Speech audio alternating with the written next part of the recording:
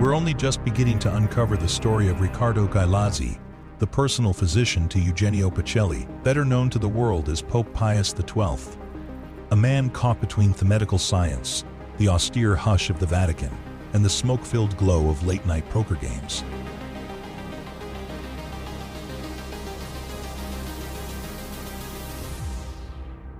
History remembers him above all for one thing: the botched embalming of Pius XII in 1958, a failure so catastrophic, so grotesque, it ended in a scene of near horror.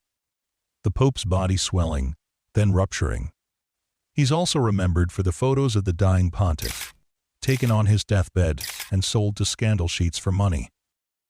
And yet, this same man was also a trusted doctor who stood by Pacelli's side throughout the Second World War and the turbulent years that followed. So who was Riccardo Gailazzi, really? And why did Pacelli place such deep, unwavering faith in him until the very end? In our previous episode, we explored the possibility that the bizarre presence of Fernando Suero, a Spanish healer who claimed he could cure any ailment by stimulating nerves inside the nose, might have been the unexpected link that brought Gailazzi and Pacelli together in the first place. But there's also an official version, several in fact, of how Cardinal Eugenio Pacelli, not yet Pope but already a towering figure, first met Dr. Riccardo Gailazzi. 4 versions, to be precise.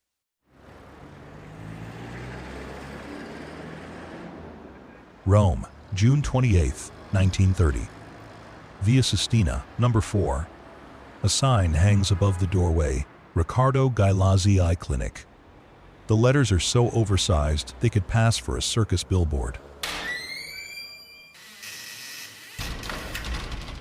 The man who walks in is Cardinal Eugenio Pacelli, Secretary of State at the Holy See, the most powerful man in the Vatican after the Pope himself. What is he doing here? First version.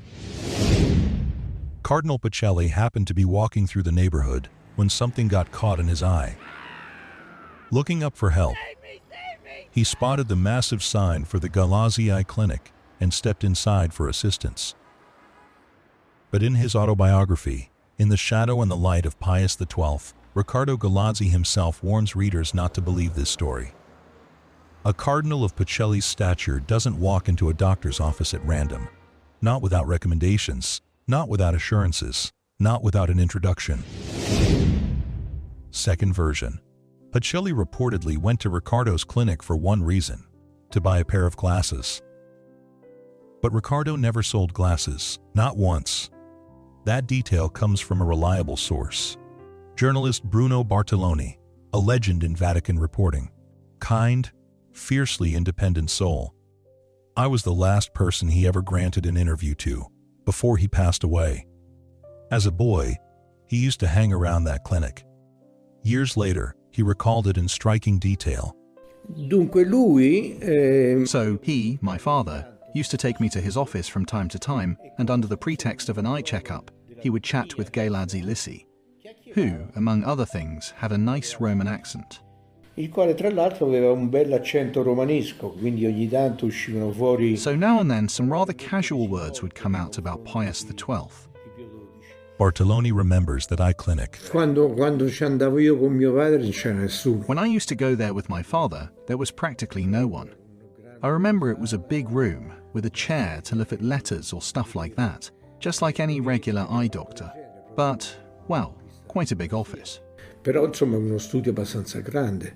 And he confirms that glasses were not sold there. No, he didn't sell glasses. Third version. This one comes from Monsignor Quirino Paganuzzi, a prominent figure in the Vatican clergy during the time of Pius XII. According to him, it was Duchess Genevieve Garvin Brady, the widow of a wealthy Irish-American industrialist, who recommended the eye doctor Gailazzi to Cardinal Pacelli. Still, it seems a bit odd that a deeply traditional man like Pacelli, in the early 1930s, would not only discuss his health with a woman, but actually take her advice. It was a different world back then. Fourth version. According to the Italian newspaper La Stampa, in an article published on March 14, 1954, Cardinal Francis Spellman of New York was said to be close to both Pacelli and Enrico Pietro Galazzi, Riccardo's brother. Enrico Pietro was described as a tireless worker, a prominent engineer, already well regarded in Roman curial circles. He and Spellman were both active in the Knights of Columbus, the Italian-American association entrusted with managing financial assets for the Holy See. So perhaps it was Enrico Pietro, through Spellman, who first recommended his brother Riccardo to Pacelli for an eye exam. There are 4 different theories, but one thing's certain. On June 28, 1930, Pacelli and Riccardo meet, and neither is left indifferent. Riccardo recalls in his autobiography, "The nobility of His Eminence's face,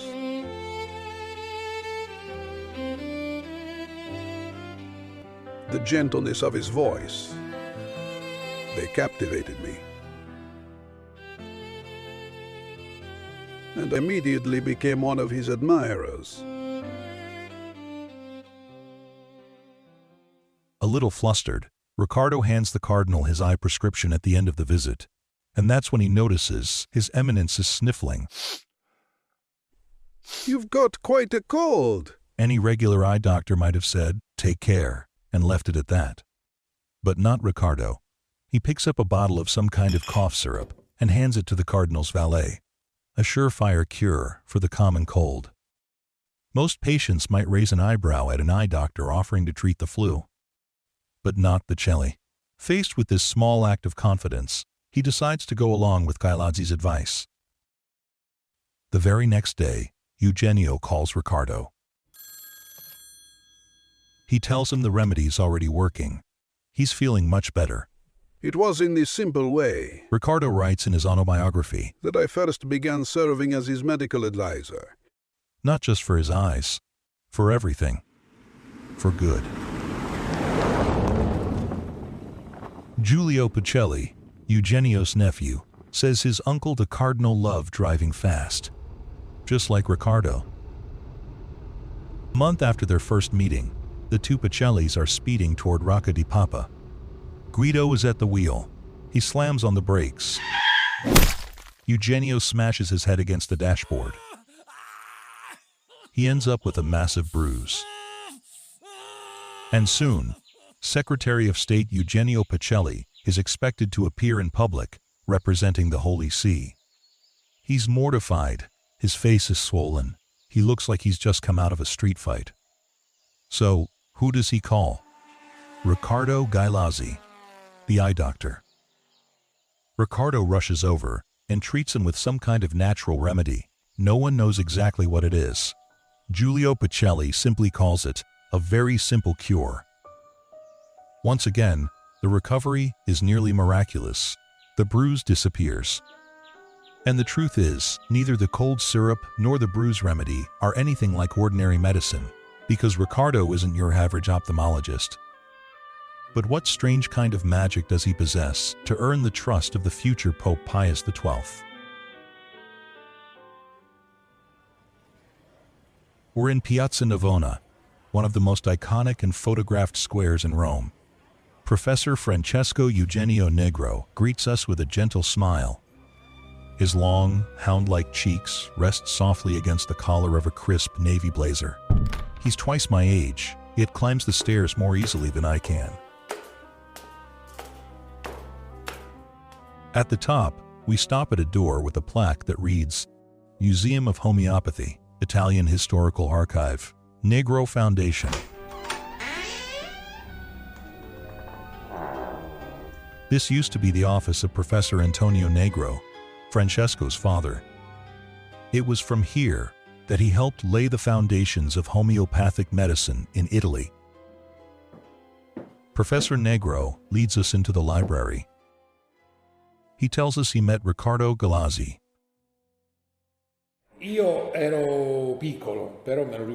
So, I was little, but I remember him. He had an office that was on Via Sistina. That was the Roman Homeopathic Center. I remember seeing him walking around Piazza Navona, around this institute. He had a little tie. I think he used to wear a little tie. E mi ricordo che And I remember my dad telling me that he had been called by Galeazzi Lisi to give him medical advice about the Pope.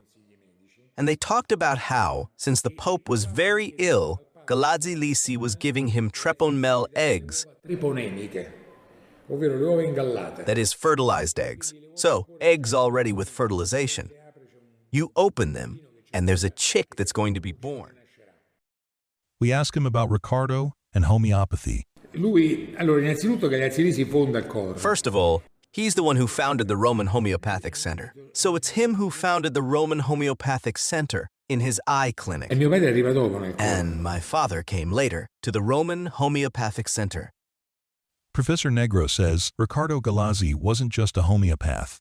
He founded Italy's first major association of homeopathic doctors, the Roman Homeopathic Center, in the capital, and its headquarters were in his own office on Via Sistina. So, it's fair to call Galeazzi one of the founding fathers of Italian homeopathy, wouldn't you say? No, Falso. that's false. Dr. Negro stiffens. Proprio sbagliato, non c'entra niente. It's just wrong. It doesn't make any sense. Even after 60 years, the professor still makes a point of distancing homeopathy from Riccardo's shadowy reputation. Just a moment ago, he told us that Italy's most important homeopathy center, the one his father proudly ran, the cornerstone of the legacy this museum was built to honor, was founded by Riccardo Galeazzi. Then, almost in the same breath, he says that those early days were little more than a publicity stunt. The real work, he explains, began later, when his father took over. And that, he says, was a whole different story. Something serious. He turns to me and asks if I know anything about homeopathy. I'd say no. I don't know much about it. Just bits and pieces I've heard in passing, and always in black and white terms. Some people swear by it. Conventional medicine couldn't cure me, but homeopathy did. Others dismiss it as total nonsense. Una medicina che tende a medicalizzare il minimo possibile. It's a medicine that tends to medicalize as little as possible. Un po' come A bit like the doctor is, at the same time, a doctor, a psychologist, and a priest, considering body, mind, and spirit. This triad brings it to such a level of completeness that the doctor becomes much more than a family doctor. A doctor, a psychologist, and a priest. I'm following, but I'm not quite sure where this is going. At this point, he decides I can't go another minute without hearing the entire history of homeopathy.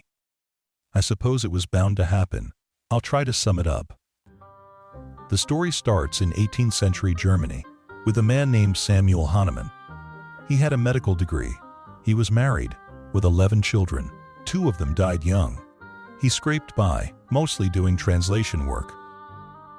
Then he met a certain Baron von Brukenthal and moved into his estate.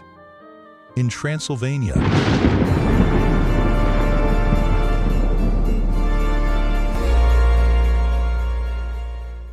that's where von Brukenthal initiated Hahnemann into the Freemasons, the same lodge that included Maria Theresa of Austria's husband and Johann Wolfgang Goethe. una parentesi, la massoneria A brief aside. The Freemasonry of the time is very different from the Freemasonry of today. quindi diciamo il concetto It was founded on the concept of the Illuminated One, a completely different concept.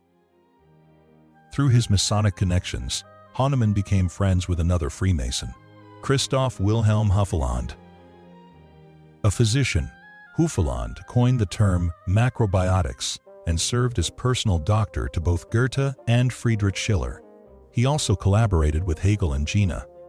And, as if that weren't enough, he edited a wide-ranging scientific journal. un giornale su A journal equivalent to today's Nature. In Hufeland's journal, anyone could publish, as long as the work was well-reasoned and up-to-date. Hahnemann published an article titled, "An Essay on a New Principle for Ascertaining the Curative Powers of Drugs." He argued that to treat people effectively, you first need to understand exactly what you're giving them. To that end, Hahnemann began experimenting on himself with various substances, including cinchona bark, which caused mild symptoms of poisoning. That's when he started diluting the substances in water. First 1 part in 10, then 1 in 100. He became convinced that shaking these water-based cocktails would activate their essence and produce stronger effects on the body. He recorded the results of these experiments in a series of works called the Organon, which he revised and updated throughout his life. Haudemann's principles still define homeopathy today. One of the most important is the idea that illness stems from a rupture in the sacred alliance between mind and body. This means the doctor's first task is to understand the person, who they are, what makes them whole, to become their confidant, a kind of doctor, psychologist, and priest all in one. Someone who can only succeed by understanding the patient's soul. I treat patients who used to go to my father. I treat patients whose grandchildren I now treat, having treated their grandparents and their parents. I even have patients who say to me, "My daughter is seeing someone I don't like. Could you talk to her?" Could that kind of sensitivity to the patient help explain why Pacelli didn't think it was strange to choose an eye doctor as his personal physician? Non c'entra niente che sia un oculista. The fact that he's an eye doctor doesn't mean anything. Per esempio, io sono endocrinologo. For example, just because I'm an endocrinologist, does that mean I should only deal with thyroid issues, diabetes, and hormones? Shouldn't you? The homeopathic case histories that are taken are extremely detailed, including questions about preferences. They specify whether the patient prefers heat or cold, the sea or the mountains, what they dream about, at what time, etc.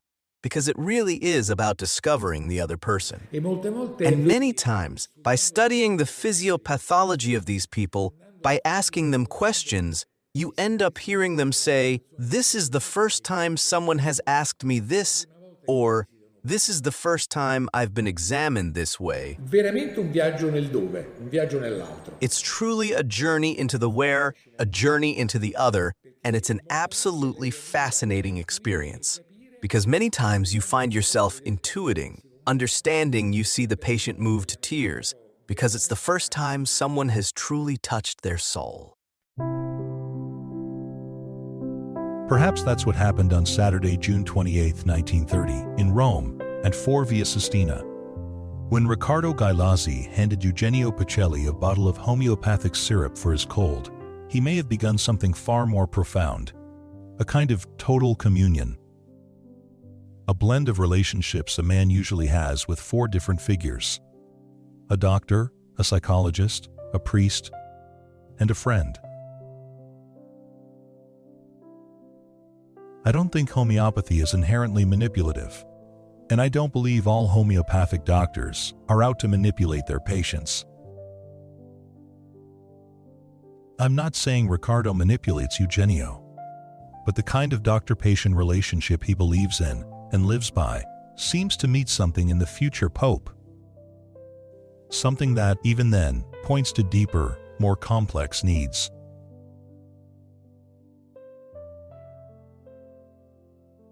In the years to come, Pacelli will face a litany of ailments. He'll suffer from asthenia, rhinitis, tracheobronchitis, and recurring bouts of gastritis, often with indigestion and heartburn. He'll develop a hiatal hernia, low blood pressure, arrhythmia, and anemia. His joints will dislocate easily, most likely due to a lack of body fat. He'll be farsighted, deaf in his right ear, and plagued by chronic hiccups. Eventually, arthritis will set in and partly paralyze his right arm. And that won't be the end of it. Colitis, prostatitis, bloating, and more will follow. With all of this, layered over what the graphologist, in the last episode, describes as a tendency to somatize, Riccardo arrives in Eugenio's life like someone long awaited. And in his own quiet way, Eugenio seems to have been waiting for him too. Riccardo brings with him everything he knows about healing, offering it in exchange for something far more intimate, the gift of himself.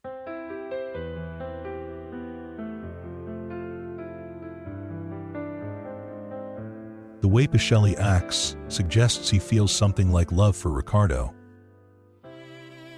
In 1932, for example, Pacelli manages to get his doctor a noble title from the Vatican.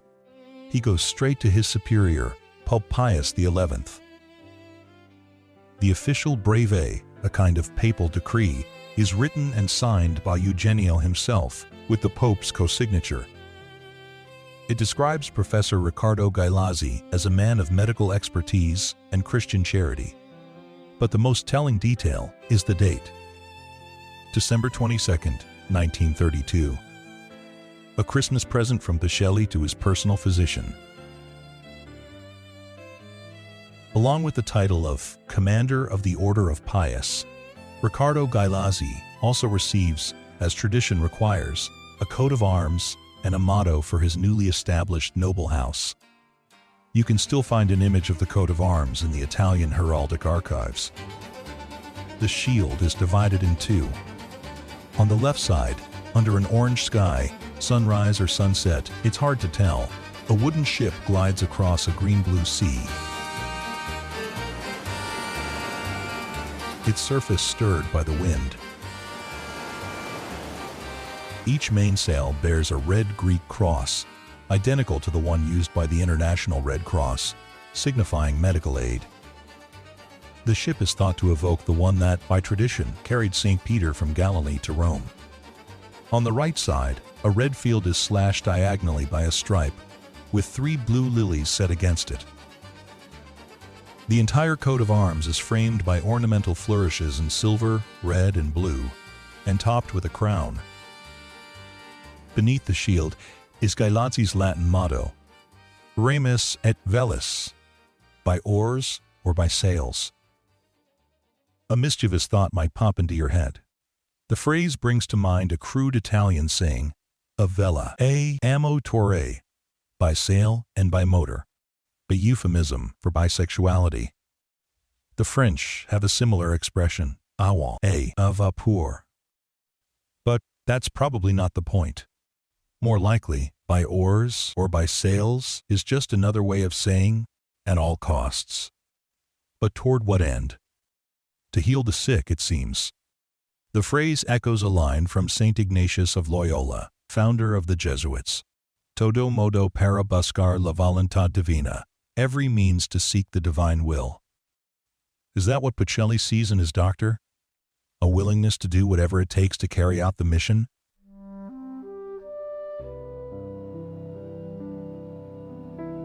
This is also when Riccardo changes his last name. On April 16, 1936, he receives a court decree, allowing him to add his mother's surname, Lissi, to his own. The reason for the change isn't entirely clear. I spent a long time wondering about it. One possible explanation, and it's only a guess, is that the double surname suited the noble title better. There's something about it that sounds more in line with Italian aristocratic convention. But that's all it is. Speculation. What matters is that the Gailazzi name is born, with Riccardo as its founder.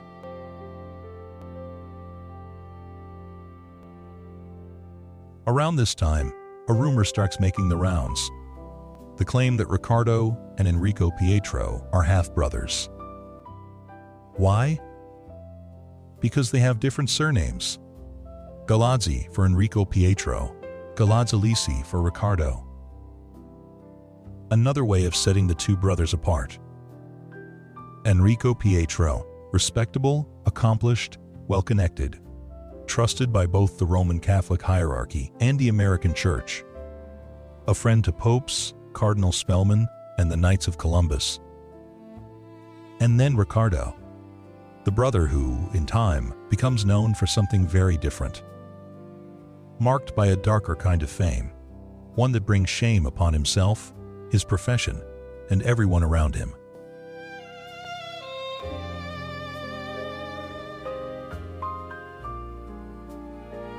It's easier, in a way, to say they're half-brothers. It helps explain the difference in character, in fate. The rumor creates distance. It separates, distinguishes, draws a line. It gives people a way to make sense of how two brothers could end up so far apart. And yet the truth is, those lines don't exist. The blood is the same.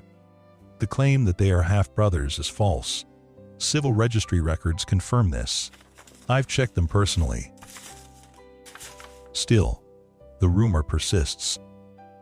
Even today, it still appears in a surprising number of sources. A case of mistaken identity that proves just too convenient, especially when one brother's name ages better than the other's. And so we reach the afternoon of March 3rd, 1939.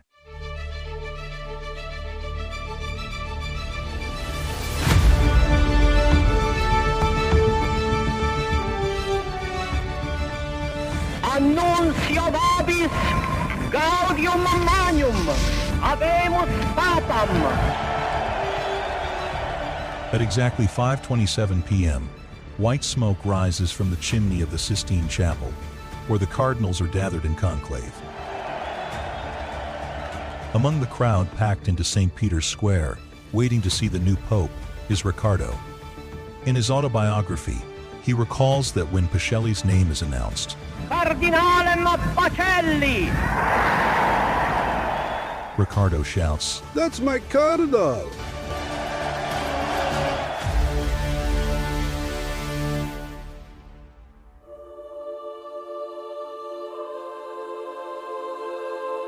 In the private rooms, just before Eugenio is dressed as Pope, Cardinal O'Connell kneels at his feet in a gesture of submission. Eugenio, always modest, leans down to place a hand on his shoulder, urging him to stand, but O'Connell is already getting up. So Eugenio, pulling back to avoid colliding with him, stumbles on a step and falls backwards onto the stairs. The sharpest wit in the College of Cardinals, the Frenchman Jean Verdier, shouts, Christus in a Latin expression meaning Christ on earth, and literally Christ on the ground. At that very moment, Riccardo Gauazzalisi is in St. Peter's Square, making his way through the crowd toward the Pope's apartment. He elbows his way to the main door. I'm the Pope's doctor. He tells the Swiss guards. Let me in. But the guards stop him. Riccardo tries once more, but he's turned away. Disheartened, he heads back to the car and drives home. Meanwhile, his brother, Enrico Pietro Gaiazzi, enters Pope Pius XII's apartment without trouble. He finds the Pope in a terrible state, slumped in a chair, crushed by the weight of his office, still shaken from the fall, clearly in pain. Gaiazzi, Pius XII says, do you see what they've done to me? Riccardo comes home. The living room is packed. Family, friends, even casual acquaintances. It almost looks like a surprise party. But the atmosphere is tense. Everyone's on edge. His wife, Carolina Committee, asks where on earth he's been. Then she tells him the Pope, the new Pope, is looking for him everywhere. Hurry, now! Riccardo doesn't greet a soul. He bolts up the stairs, pulling his coat tight around him as he goes. He dives into the car. He's no longer Riccardo. He's Muhammad again, the legendary semi-pro race car driver. Riccardo blows through stop signs, red lights, and just about every rule of the road on the nearly 9-kilometer stretch between his home on Corso Trieste and the Vatican. Watching that rocket shoot past, traffic cops scramble to blow their whistles, and more than a few jot down his plate so they can send him a ticket later.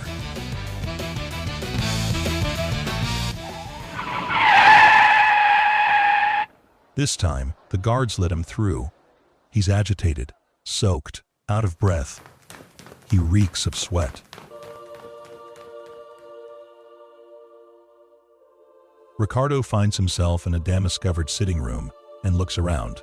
Pius XII is slumped on a love seat, sighing. He groans. He looks like he's about to cry, but he recognizes Riccardo and still tries to rise. He looks even more imposing now.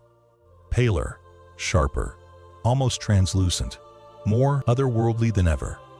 Riccardo is awestruck. He drops to his knees, and kisses his Pope's hand. I had a little accident. Says the Pope. Can you take a look? Ricardo applies a local treatment to the bruise and offers the Pope a sip of homeopathic arnica from his bag. Once again, his doctor doesn't let him down. In fact, the Pope already sees him as the man destined to become his pontifical archiator.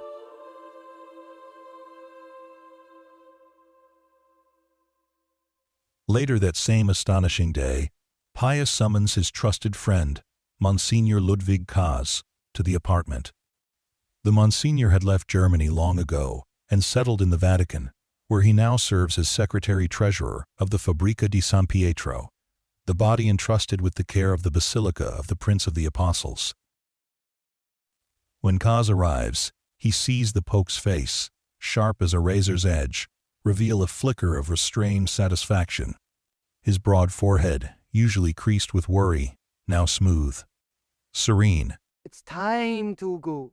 The Pope says.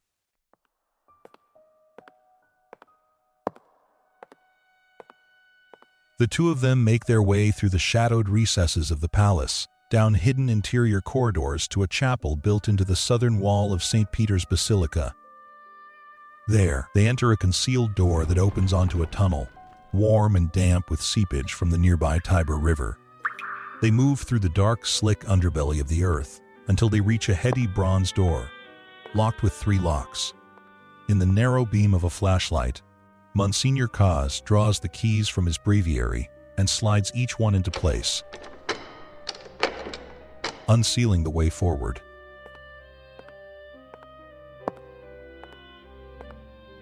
Beyond the door lie the Vatican grottos. In the darkness, among the tombs of popes and saints, Pius XII kneels and begins to pray. After a long silence, he speaks to his friend about the destiny they share, about breaking the curse that has weighed on the Church for centuries, about awakening a power no pope has ever dared to fully unleash.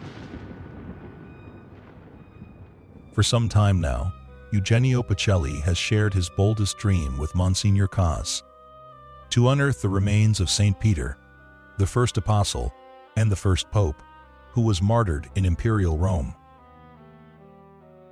It is a daunting and perilous undertaking. Since 1626, anyone who has tried to dig beneath St. Peter's Basilica in search of the apostles' bones has encountered a string of disasters. Not to mention the very real risk that such excavations could compromise the basilica's foundations and bring the entire structure crashing down. But in Germany, Protestant historians and even the National Socialist Party have begun to question whether Peter ever came to Rome at all. If he never set foot in the city, let alone died there, then the very foundation of the Roman Church is shaken. Some now claim that the papacy is nothing more than a fabrication. If the bones of the Prince of the Apostles were ever truly brought to light, the Church's authority would be profoundly reaffirmed. Pius XII entrusts the task to Kaas himself, with the support of engineer Enrico Pietro Galeazzi, who is responsible for maintaining the basilica's structural integrity. Soon, bones will be found. And who will handle the scientific analysis? An unusual doctor, naturally. Riccardo Galeazzi, ophthalmologist, homeopath, and now a self-styled expert in sacred archaeoanthropology. If we've learned anything, it's this: Pius XII places his faith, above all, in the unconventional.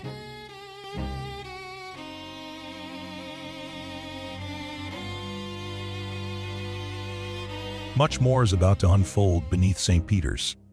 A web of alliances, schemes, and conspiracies. A plan to assassinate the Führer and change the course of the war itself.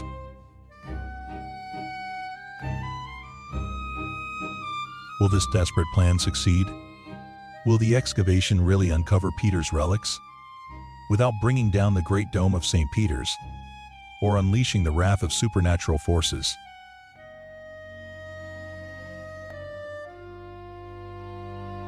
And how far will the Pope and his loyal Ludwig Kaas go to stop the rise of National Socialism?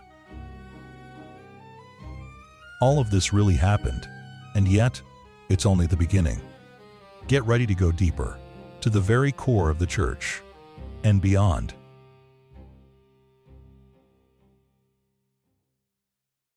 You've just listened to the second episode of Ricardo, The Man Who Blew Up the Pope, a podcast by Rob Ferraro. Associate producer, Vittoria Ursi.